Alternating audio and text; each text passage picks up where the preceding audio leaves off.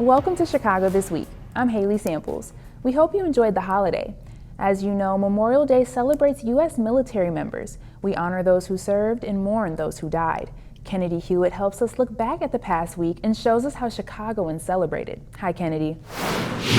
Hi, Haley. This decades-long tradition brought out hundreds to downtown Chicago. Veterans, ROTC programs, family members, and more all came together to honor their loved ones. The sound of a familiar tune rings all throughout downtown Chicago, as locals and tourists alike packed Daley Plaza for the annual Memorial Day Parade, a day to honor those who have served and remember those who have fallen.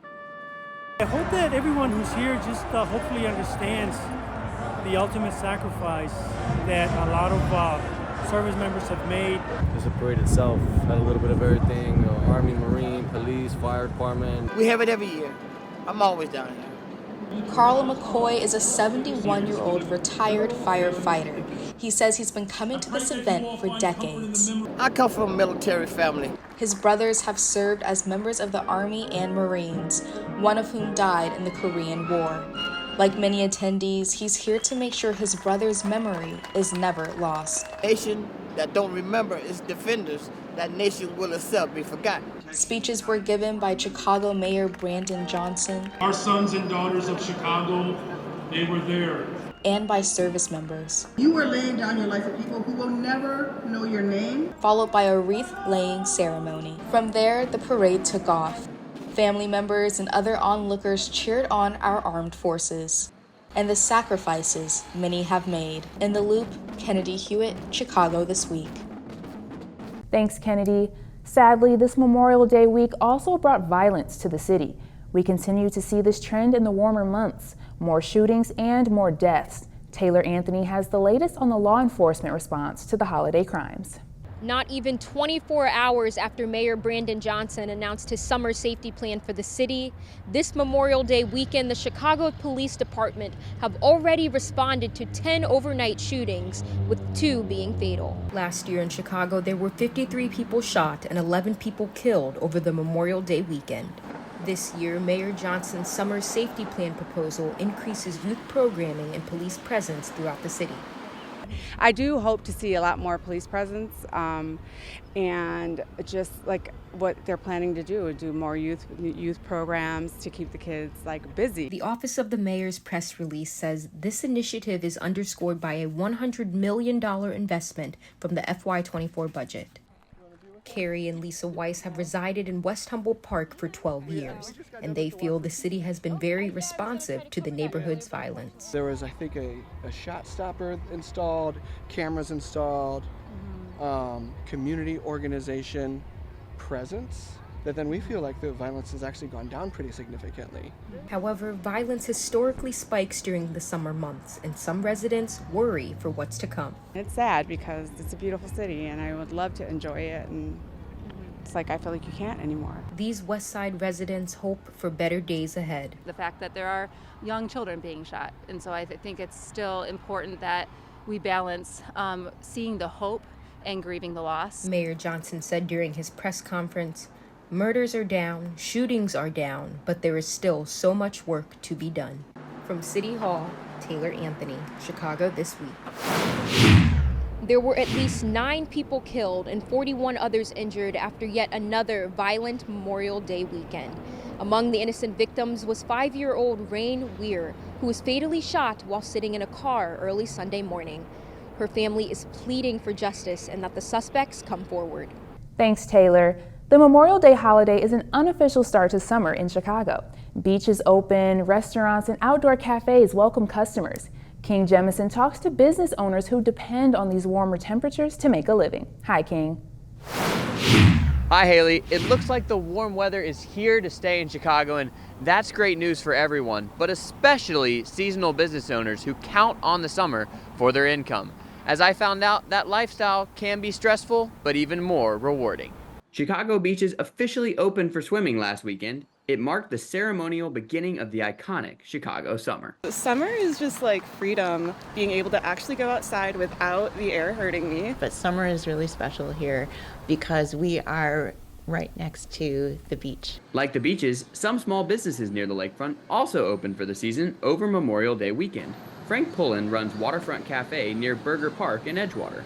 He has a slightly different answer for what summer means. It means a lot of work, but a lot of good times. Despite the beautiful backdrop for his restaurant, there are inevitable stresses that come with running a seasonal business. Waterfront Cafe closes at the first sign of inclement weather, but Pullen still appreciates the opportunity he has to spend his summers outside. I guess I just don't like the cold.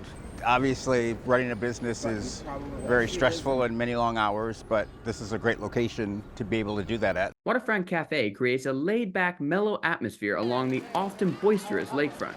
Classical guitar and jazz fill the air, and the Chicago Tribune called it one of the 5 most historically romantic restaurants in Chicago. The chill vibe is a pleasant reprieve for customers. They're always in surprise and shock that they found such a hidden gem. Waterfront is far from the only lakefront business counting on the summer season. Customers say the proximity to the lake and the opportunity to try something only available for a limited time are big draws. Honestly, if it's only here for a minute, I try to check it out and do something different. I'll do a lot of my shopping down there. So the lake's a big reason for that. Indeed, the lake is a big reason for so much of the Chicago summer. I'm King Jemison for Chicago This Week.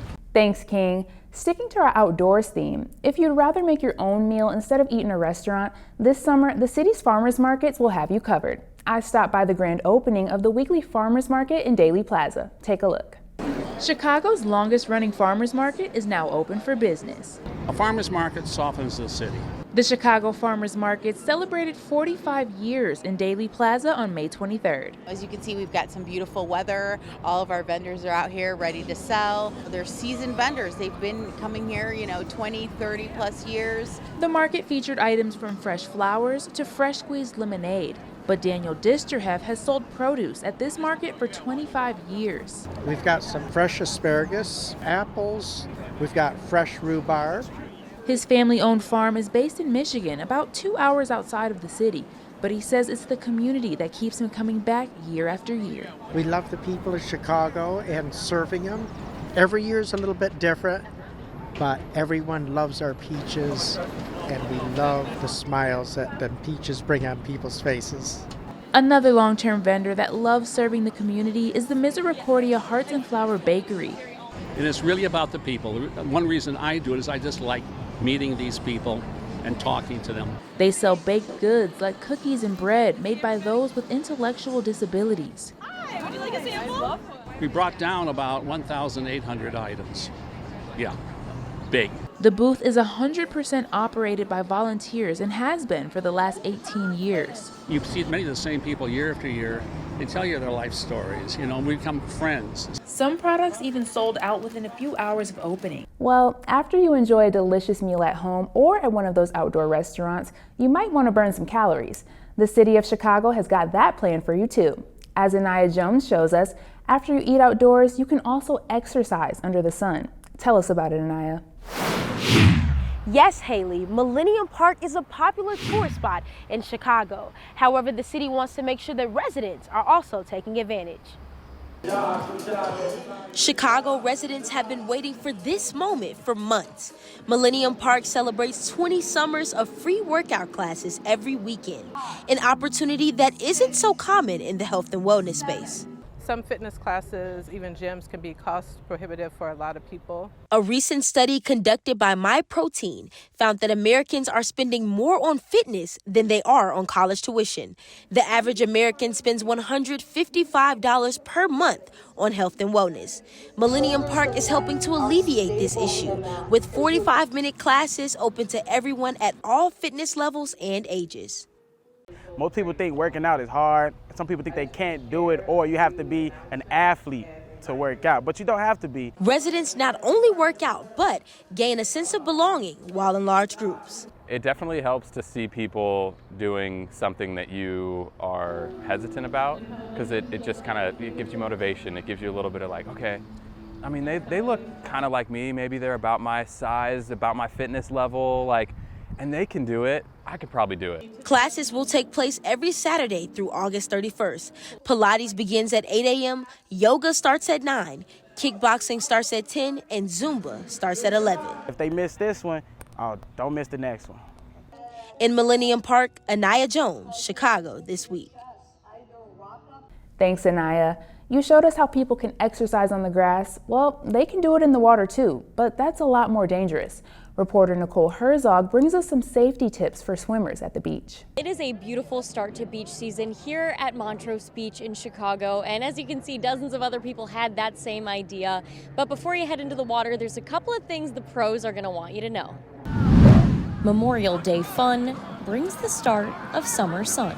We are just enjoying Memorial Day with the family. With her daughter and sister by her side, Aziza Shakir says they're frequent beachgoers. We always have a parent watching her, and then when she's in the water, or with her in the water, and then we mainly just let her play it. She loves to play with the sand. But with the beaches now open for the summer, Dave Benjamin with the Great Lakes Surf Rescue Project is warning people to make waves with caution before diving in. We need to educate people on all levels about water safety, just so our family fun day at the beach or the pool doesn't turn into a tragedy that we live with for the rest of our lives. The Great Lakes Surf Rescue Project tracks drowning statistics across the Great Lakes, and Benjamin says Lake Michigan has consistently ranked as one of the deadliest since 2010. Last year, the group found that 41 of the 85 Great Lakes drownings happened in Lake Michigan. On average, each year, almost half of all Great Lakes drownings will happen in Lake Michigan. Benjamin says just knowing how to swim isn't enough. Children should always have an adult watching them in the water at all times. The Chicago Park District is also reminding people to follow their safety rules this summer. Some of their top reminders include only swim when a lifeguard is on duty, do not swim if the flag is red, and avoid drinking alcohol when heading to the beach. In Uptown, Nicole Herzog, Chicago This Week.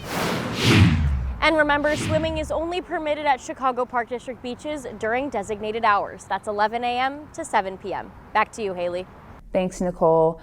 Now, we turn to a tragic story. A high school senior set to graduate this summer has his life cut short due to a drunk driver. His dreams of a future are shattered. His family and friends are left devastated. Here's Blanca Estrada with more. Hi, Blanca. Haley, a 21-year-old, is facing several charges after the death of a 17-year-old after going 130 miles per hour. He was due back in court on May 24th. The family of 17-year-old Marco Nikatik revisited the memorial of their son.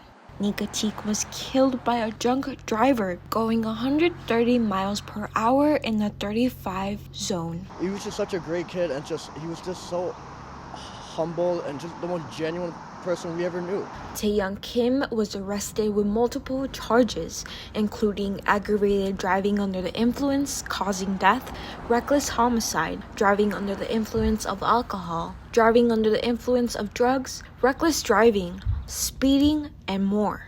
Nikatik was traveling with his girlfriend when he was struck by Kim near the intersection of East Lake Avenue and Meadow Lane in Glenview.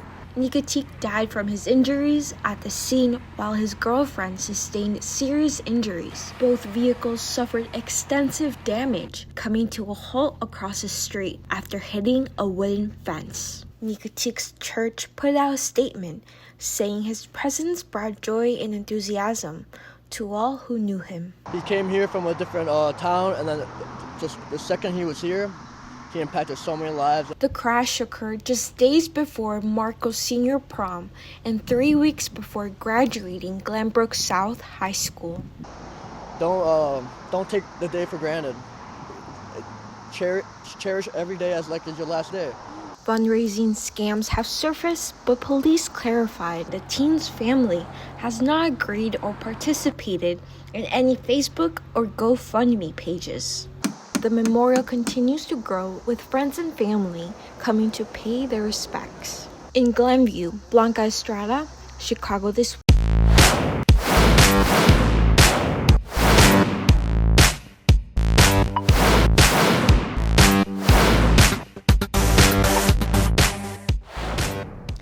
Welcome to Chicago This Week Sports. I'm Jasmine Thomas. There's a big summertime tradition for sports fans to enjoy too. I'm talking about the Crosstown Classic, the Cubs versus the Sox. Casey Clark-Malott visited both ballparks to bring us this report. Hi, Casey. Hi, Jasmine. The Cubs and White Sox first met all the way back in 1906, and next week, the rivalry is renewed. The White Sox and the Cubs coming to you from Wrigley Field as we get ready. Two teams going very different directions. The first week of June, the Crosstown Classic is renewed as the White Sox visit Wrigley Field to play the Cubs. In my estimation as a White Sox fan, it is mostly driven by White Sox fans who hate the Cubs, but there are Cub agitators who every once in a while act apart and like they're above it all. But you know, whenever the White Sox do something bad, Cub fans are all on in. The long-standing rivalry has many fans passionate about their own side. We're from the South Side. We rep, South Side White Sox. It's a very strong rivalry. It's kind of like the Bears and the Packers.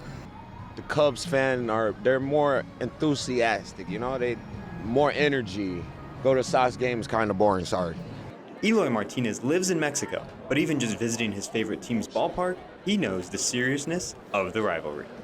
I don't know. I think the Sox are getting like one of the worst seasons, and the Cubs this season is like fire, and I think we're gonna sweep the Sox. In the air, right field, pretty well struck. That one back and gone. Drilled left field on its way. Out of here, we are tied. That ball's launched to left field, way out of here. Sox take the lead. The 118-year rivalry between the Cubs and Sox takes place here at Bridgeport and Guaranteed Rate Field, and here at Wrigley Field, as the Cubs will play host to their crosstown rivals on June 4th and 5th. From Chicago, I'm Casey Clark-Malott, Chicago This Week. Thanks, Casey. Now we move north to Evanston. Northwestern University has a brand new quarterback on the football team. He joins the Wildcats after transferring. Caleb Nixon got to know the new QB during a visit to campus. Northwestern football will open the 2024 season with a new play caller. 14 career starts, one of the fastest quarterbacks in college football, and a knack for slinging the ball.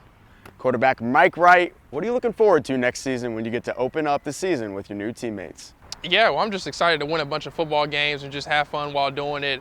We have an amazing fan base, an amazing student body, so I'm just excited for it. That excitement starts with new offensive coordinator Zach Lujan, who spent 4 hours with Wright in a film session during his first on-campus visit. He was one of the first people I've ever seen or ever met who had a smile that was bigger than mine. We hit it off really well, built that early chemistry early, and so I can't wait to see where it goes from here. Same goes for his wide receivers. We have electric guys out wide. I'm just excited for them. I mean, we got AJ, BK, Calvin, and we got a lot of young guys coming in, and so it's making my job easy. All I got to do is just give them the ball and let the playmakers do what they're supposed to do. ESPN's Adam Rittenberg also points out the playmakers on next year's roster. Well, he's an explosive athlete. I mean, he's maybe the best athlete that they've had at quarterback since Kane Coulter in 2012, 2013. I mean, the interesting thing here is that Northwestern has a receiving core that is in pretty good shape for the first time in a number of years. Rittenberg's concern is acclimating Wright into this new passing game. I really think this is a question of, does the system fit the quarterback at the end of his career? Teams are also going to force him to make tough throws into tight windows, and that's the big unknown with him. He hasn't consistently thrown the ball at an accurate level throughout his career. While Wright knows he cannot be perfect on every throw, he looks forward to being a part of the Northwestern program in his final year of college football. Positionally, I'm a quarterback, so naturally everybody's kind of looking at you. You got to be able to lead by example. But that's something I'm really willing to do and I'm eager to do. I'll miss a go route here and there, I'll make a bad throw. But, at the end of the day, I'm going to give my all to this university and this football team. And so that's one thing that will never be in question. The football team will begin their summer workouts next week, with Wright competing with fellow quarterback Jack Lausch for the QB1 position. Back to you, Jasmine. If you're looking to add a member to the family this summer, pet adoptions is always an option. The family members of the Chicago Cubs players are doing their part to make that happen. Sean Graney has the story. Hi, Sean. Hi, Jasmine. So Paws Chicago had an amazing turnout with their adoption event last season.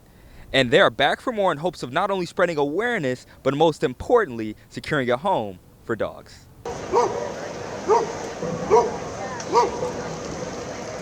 Paws Chicago is back in Gallagher Way, and the Cubs are leading the way in hopes of building a no-kill Chicago city landscape, and the main goal remains the same. The word we're trying to get out is that there are a lot of wonderful animals in need of homes, and we also have programs to help address the overpopulation of stray animals. This marks the second annual pregame adoption event between the Cubs and Paws, with eyes on curbing the homeless pet rate in Illinois and finding 8 furry friends a new home. Ever since the pandemic, really, shelter, local pound intake is up, euthanasias are up. For the first time in several years in Chicago. For Hawkins, the passion for rescuing these pets stems from her time fostering kittens in Cleveland over a decade ago, which allows for no-kill shelters like Paws to increase their pet roster. Paws Chicago is one of the largest no-kill shelters in the Midwest, with over 83,000 adoptions since its founding in 1997. So when I moved to Chicago and heard about Paws, I knew it was something I had to be involved in. We have a robust spay-neuter program that does about 16,000 free and low-cost spay-neuter surgeries every year for the public so that we can make Chicago a no-kill city. Paws will have 2 more opportunities for adoption events this month before the first event of the summer months kick off in Gold Coast on June 2nd, bringing together both dogs and cats. Reporting in Wrigleyville, I'm Sean Graney, Chicago This Week. Thanks, Sean. You've probably noticed by now that throughout the show, we've taken you outside for every story. Perhaps the biggest outdoor event in the city every summer is Lollapalooza. I took a closer look at some of the latest news on the festival. Take a look. Lollapalooza is coming back to Chicago for their 20th year on August 1st through the 4th. This past week, they announced their artist lineup, including artists like SZA, Tyler the Creator, Blink-182, Future, and Metro Boomin. Some Chicago residents are excited. I cannot wait for the artists that we're going to have this year. I heard the Killers were coming. Let's do this. Others see room for improvement moving forward. Lollapalooza should be bring some Latino artists. I know we have the other Latino festival, but Lollapalooza is Lollapalooza, come on. Residents also say they feel the effects of the festival on the road. There will be multiple road closures on Lollapalooza weekend, and residents aren't excited about it. The traffic and the public transportation gets really crazy over here. Mark your calendars to know when the festival will hit the city. Stay up to date on road closures and other things that the festival may bring. Stay safe because we really like Lollapalooza and we are ready to get crazy. From downtown, I'm Jasmine Thomas, Chicago This Week. Don't go anywhere. There's more stories to come. We take a visit to the Home Alone house. Remember the holiday movie? Well, that house is for sale. It gives me nostalgia of when I was like 7 and I liked watching the movie like whenever in the year, no matter what, how hot it was or how cold it was. Seeing things like in person, right, in real life. It's a pretty nice house, honestly, yeah. And it's time for fireworks. We'll take you to the amazing display at Navy Pier. Stick around.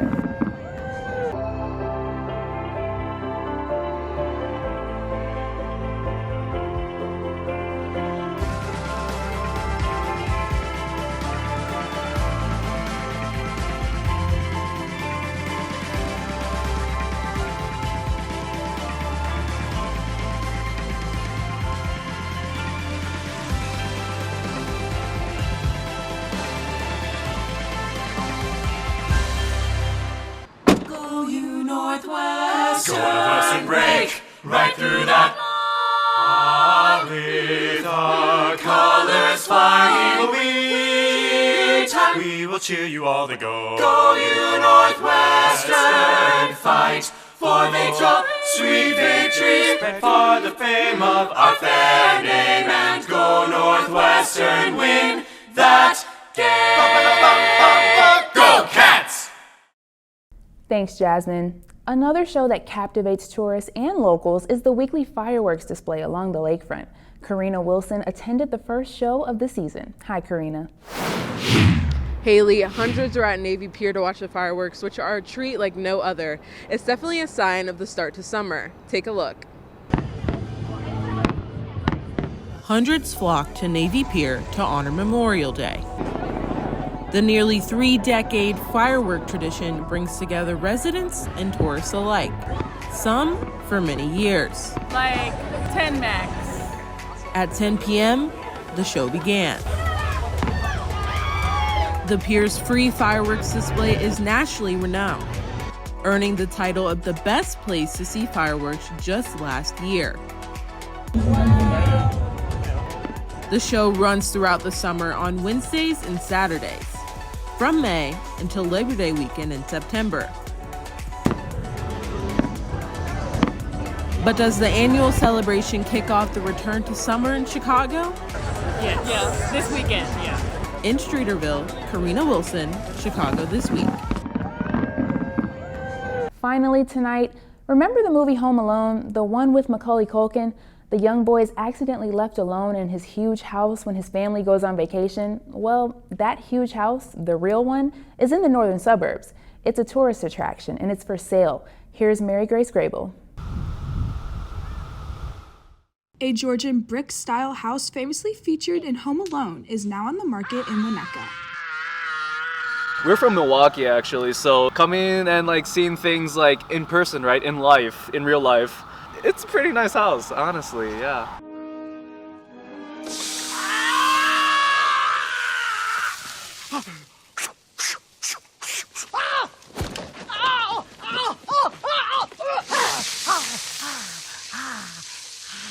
Visiting the house in real life sparks people's favorite memories from the Home Alone movies. My favorite memory would probably be, honestly, when they forget about Kevin. Yes! When I was like little, at least, I always had this fantasy that like, oh, what if my parents left me at home and I got to do everything that Kevin got to do? It gives me nostalgia of when I was like 7 and I liked watching the movie like whenever in the year, no matter what, how hot it was or how cold it was. It was always my favorite like Christmas movie growing up as a kid because I really liked comedies.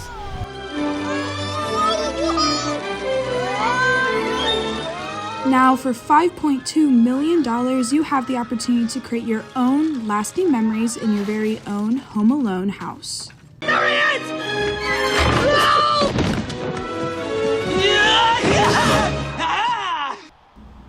The 5-bedroom, 6-bath house is 9,100 square feet. Reporting from Winnetka, I'm Mary Grace Grable, Chicago This Week. We hope you enjoyed the show and had a great holiday week. We brought you plenty of fun ideas to do outside this summer. Take advantage of them and enjoy. Stay safe, everybody. Good night.